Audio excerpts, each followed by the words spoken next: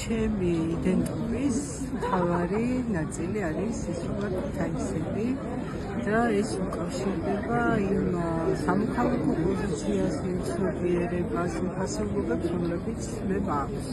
მე ცხოვრობდი ქუთაისში სამრეწველო უბანში, რომელიც იყო განსხეულებული ტოტალიტარული საბჭოთა კავშირის გამოხატულება. ეს იყო ფსევდო, ასე ვთქვათ, მორალი, ფსევდო კეთილდღეობით, ტყუილი სავსე დასახლება. მაგრამ პარალელურად ქუთაისში იყო ისეთი ადგილები, როგორიც არის მაგალითად კათოლიკური ეკლესია, რომელსაც ფრანგების ეკლესიას ეძახდნენ და ის იყო აბსოლუტურად განსხვავებული ნაწილი ამ ქალაქის. რატო ყვები ხა ამას?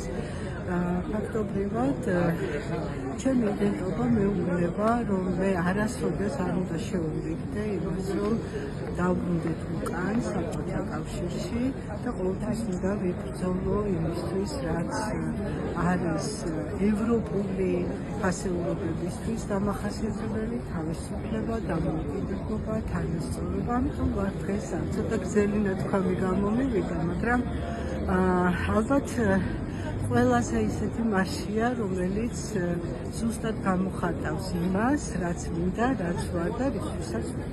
სახელმწიფო მოიწონთ რა? მაია ცირამო.